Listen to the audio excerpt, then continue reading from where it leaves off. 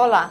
A proposta do governo de unificar o ICMS, o imposto cobrado sobre circulação de mercadorias e serviços, avança mais um passo.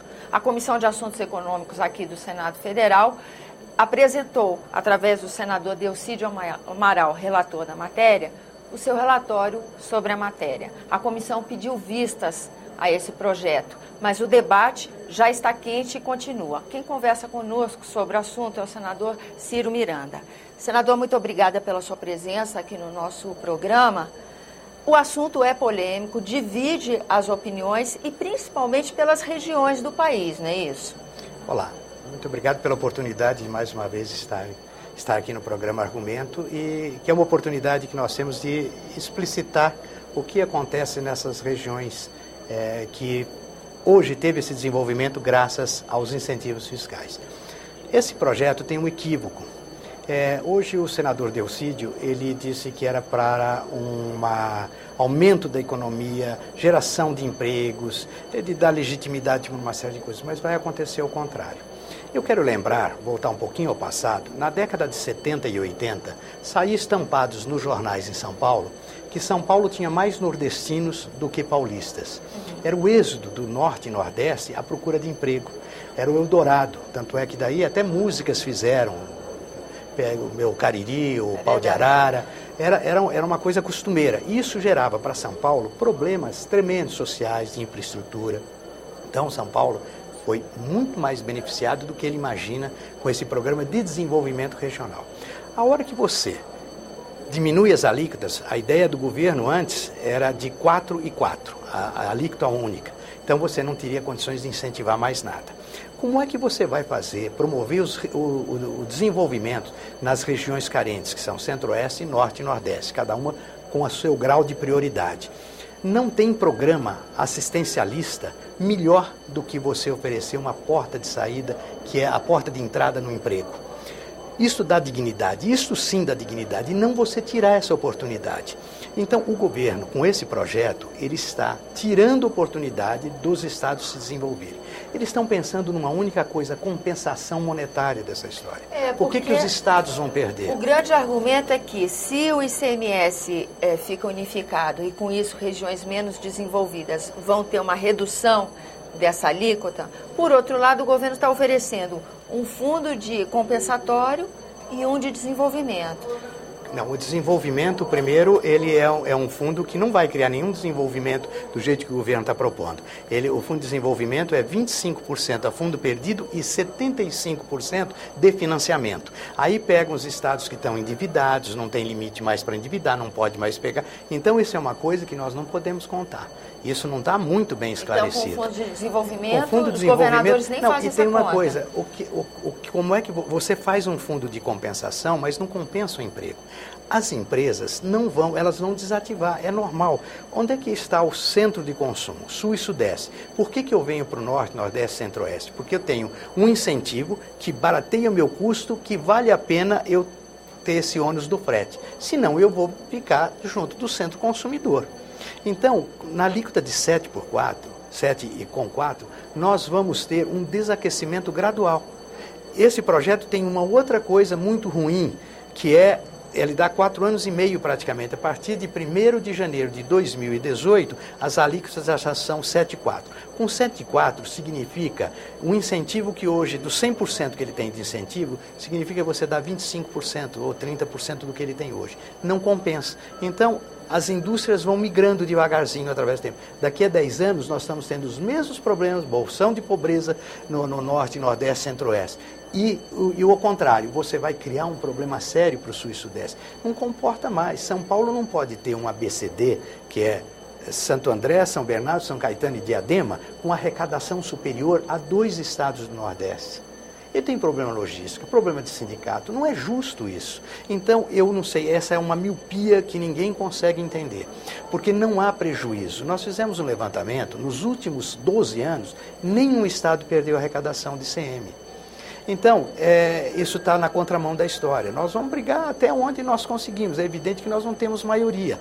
Agora, o que eles estão fazendo é perverso para a economia. Outra preocupação nossa. À medida que começar a mudar a alíquota, o empresário vai pagar mais. Se ele tinha um desconto de 60%, começa a ter 40%, bom, o que ele vai fazer? Vai repassar isso para o custo do produto.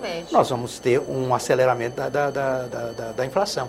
Hoje a inflação está aí atingindo acima do centro da meta e nós vamos criar mais um problema. O governo Dilma vai criar mais um problema social para ela. Por quê? Então eu acho que essas coisas tinham que ser melhor estudadas, não dessa maneira drástica. Outra coisa, existe o incentivo comercial e o incentivo industrial. Eles querem cortar abruptamente o comercial. Eu até acho que você pode fazer uma outra gestão com o comercial, mas não dizer que a partir de amanhã o comercial não tem mais. Como é que ficam esses CDs, os investimentos? Isso vai por água abaixo do dia para a noite. Não gera uma insegurança jurídica? Já tem essa insegurança jurídica. Nós estamos vivendo, por causa desse processo, nós estamos vivendo um desaquecimento da economia muito grande em função deles não quererem tomar uma posição. Você não sabe o que vai acontecer amanhã. Senador, uma coisa que eu acho intrigante, acompanhando pelos jornais o assunto, você consegue encontrar matéria que diz que a Confederação Nacional das Indústrias, a CNI, apoia essa iniciativa. Como é que o setor produtivo... A CNI é como o nosso plenário aqui. Eu, na minha bancada do PSDB, eu tenho senadores de São Paulo que são contra a minha propositura. E a CNI é a mesma coisa. Então, você pega, os grandes estados ficam fazendo um jogo em cima disso. Agora, por que eles estão atraindo alguns estados do Nordeste? Com essa precariedade de arrecadação, alguns governadores vislumbram essa compensação, um dinheiro imediato. No mandato ainda dele, que ele vai opção de caixa, e no mandato dele, ele não está pensando a longo prazo. Quer dizer, quem pensar a longo prazo não pode aceitar isso. Eu acho o seguinte, um dia o incentivo pode até acabar, mas nós temos que fazer uma coisa gradativa. Sai de 12 para 10. Depois de 4 anos, ele vem para coisa, até chegar em 7 ao longo de 15, 18 anos, porque dá tempo dessas regiões ir se maturando. Mas o senhor não acha que, paralelo a isso, teria que ter uma política de investimento pesado em infraestrutura? Lógico. Porque isso ajudaria o setor produtivo a se manter onde estivesse.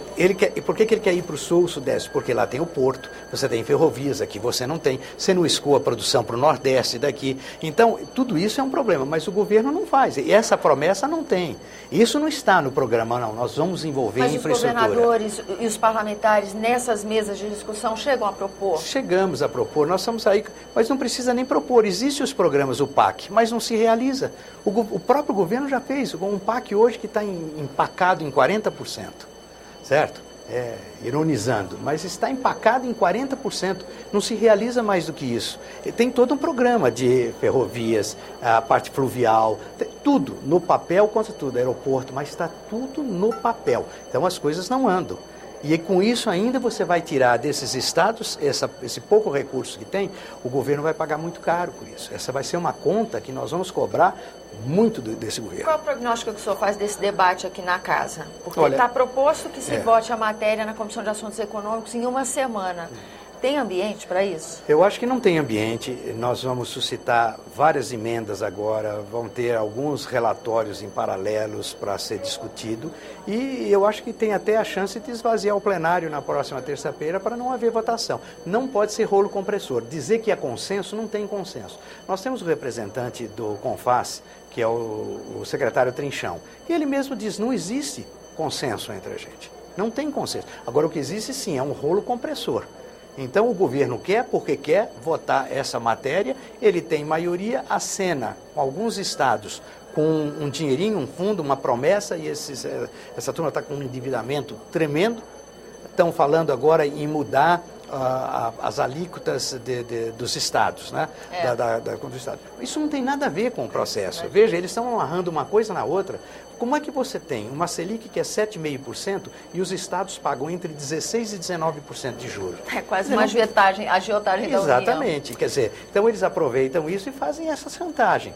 Mas isso não vai resolver o problema. E nós não conseguimos entender por que geração de emprego, que faz parte de uma política regional de desenvolvimento, não é importante. Não está tendo apelo. Bom, vamos ver como é que fica o debate. O senhor continua sendo nosso convidado para a gente acompanhar muito aqui de perto. Vocês vão ver muita briga ainda. Se depender da gente, nós vamos ainda ter muito argumento para que a gente não deixe votar do jeito que está. Inclusive, eles têm uma outra coisa que nos pressiona muito, que é a convalidação. Então, eles estão dizendo, não, mas se vocês aceitarem isso, nós vamos convalidar o passado, que é uma peça jurídica, uma espada na cabeça de todo mundo, muito importante. Mas não é justo fazer isso. Tá certo, senadora. A gente continua, então, acompanhando o assunto daqui. Muito obrigada pela sua presença no nosso programa. E a você que nos acompanha, obrigada pela atenção. Esse é o programa Argumento. Eu sou Tânia Roma. E se você quiser entrar em contato conosco, ligue 0800 61 2211, ligação gratuita, ou acesse www.senado.leg.br/TV.